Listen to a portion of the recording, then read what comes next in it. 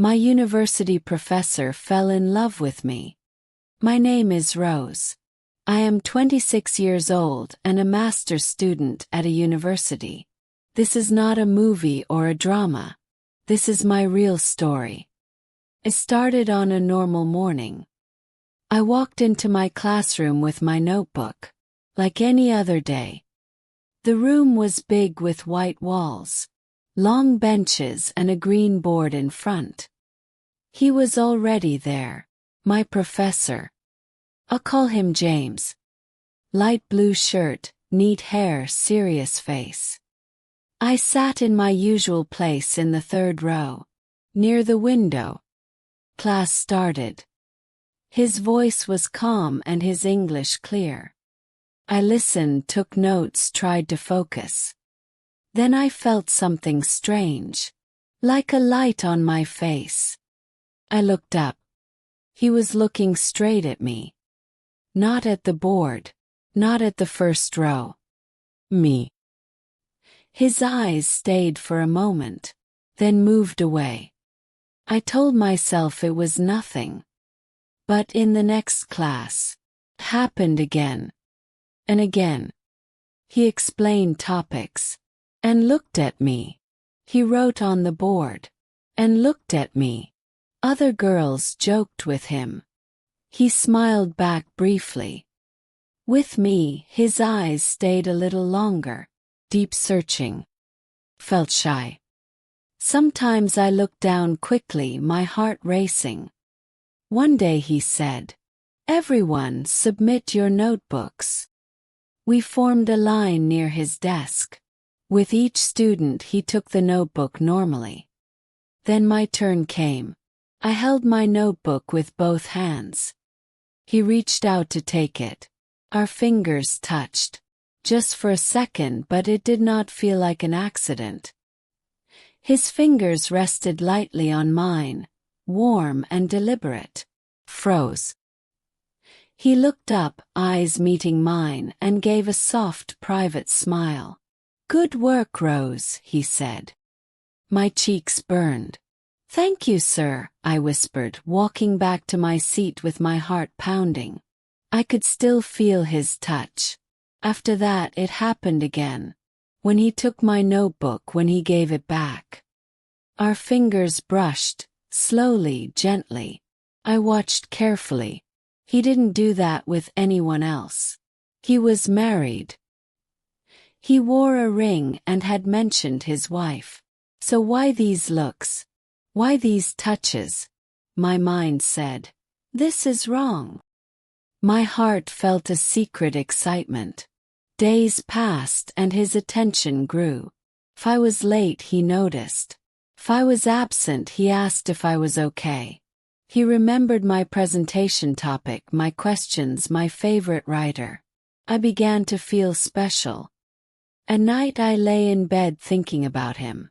Does he like me? No, he can't. He is married. He is my teacher. But deep inside, I knew I wasn't imagining it.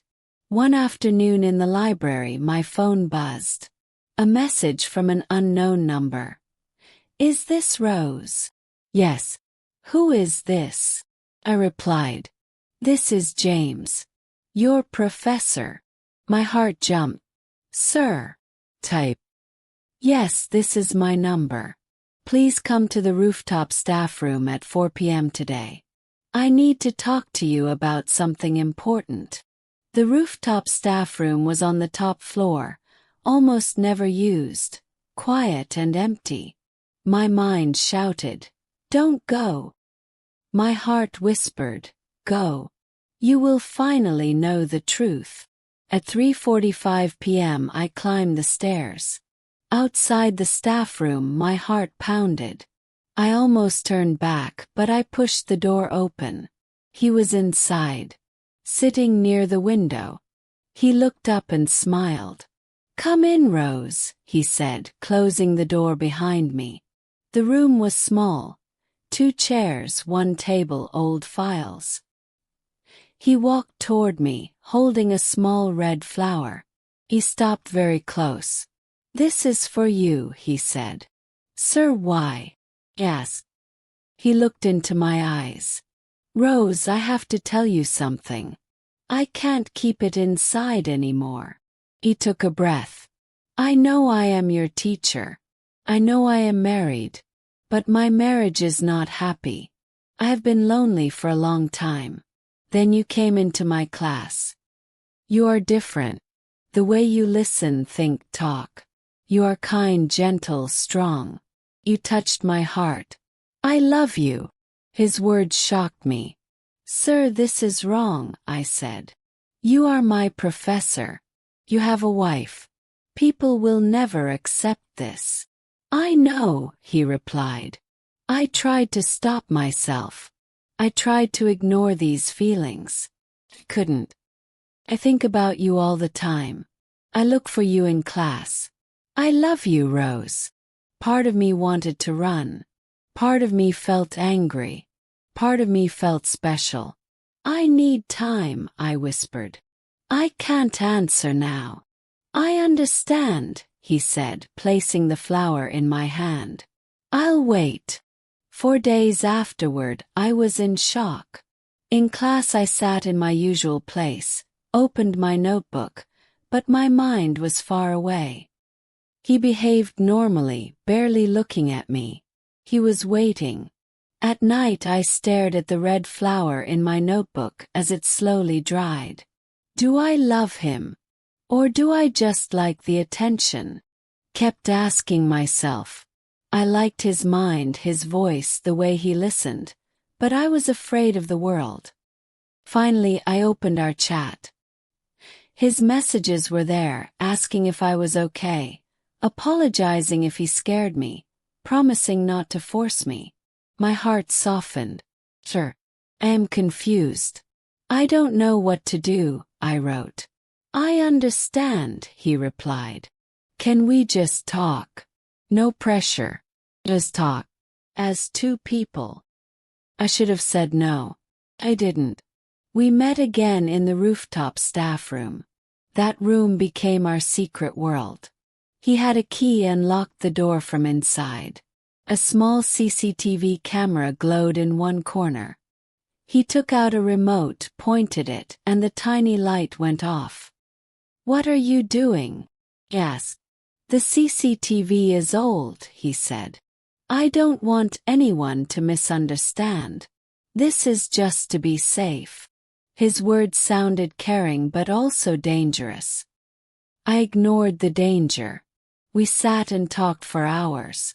He asked about my childhood, my dreams, my fears. I told him things I had never told anyone.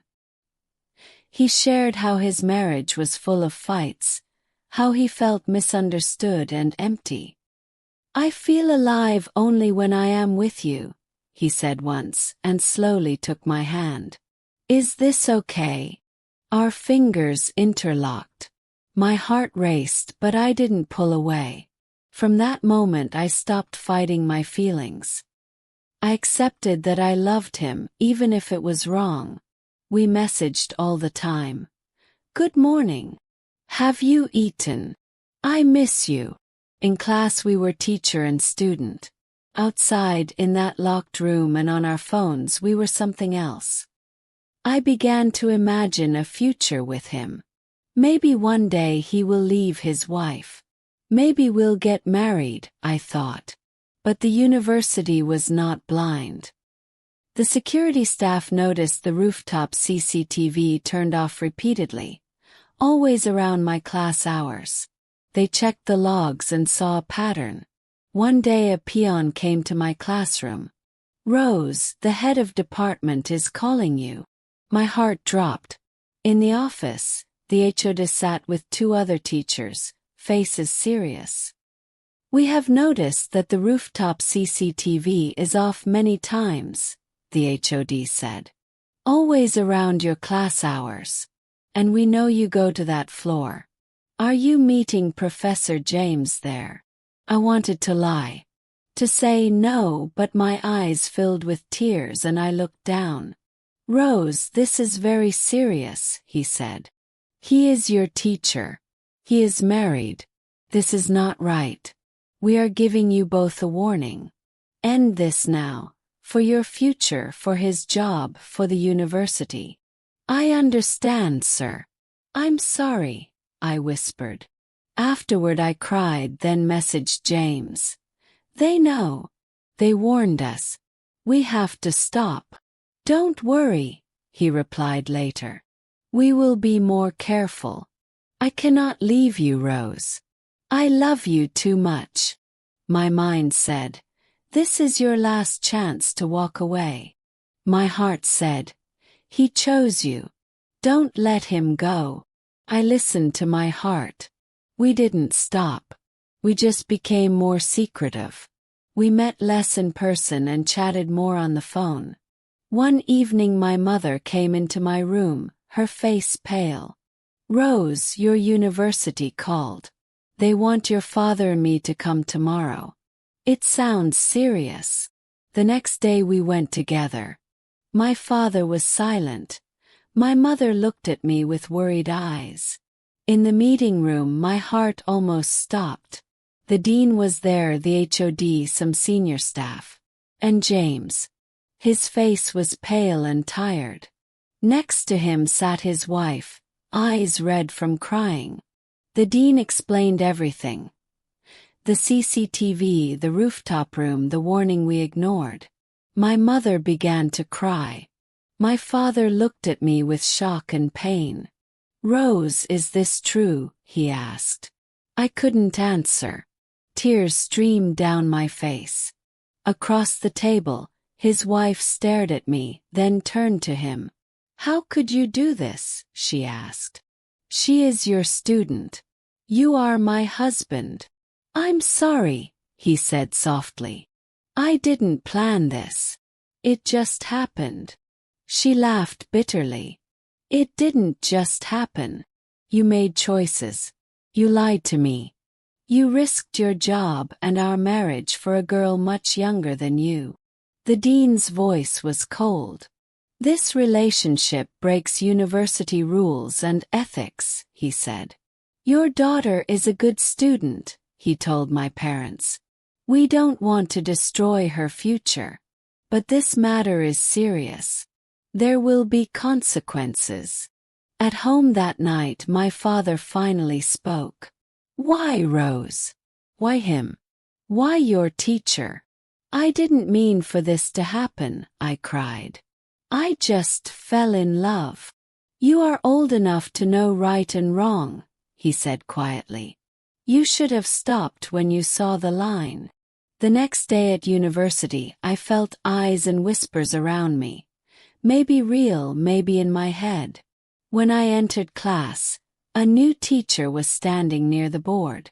From today, I will be your teacher for this subject, she said. I checked my phone, no message from James. I texted, Sir, where are you? What is happening? No reply. Called. His phone was switched off. After classes I went to the rooftop floor. The staff room door was locked, the handle cold in my hand. Our secret room was now just a closed door.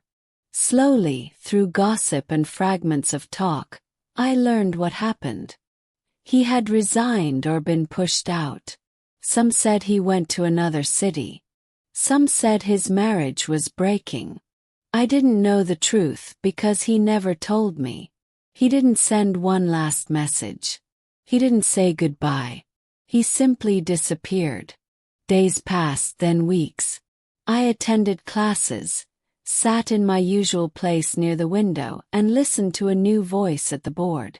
At night I opened our old chats. I miss you, Rose. You are my happiness. You are my peace.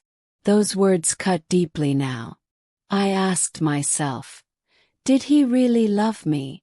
Or was I just an escape from his unhappy marriage? For him maybe I was a chapter. For me he was the whole book. I tried to move on. I studied, met friends, laughed sometimes. But when I was alone, the pain returned. The memory of his eyes, his voice, his hand in mine, the red flower in that small room. He left me alone in the fire. He didn't fight for me. He didn't even say goodbye. Yet a part of me still loves him.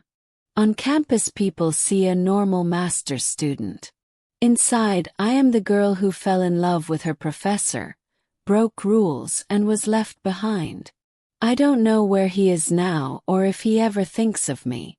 I only know I still feel the empty place he left. Maybe one day time will heal me. Maybe I will love someone who is free to love me back, who can say, "I love you," without hiding, without fear or shame. But that day hasn't come yet.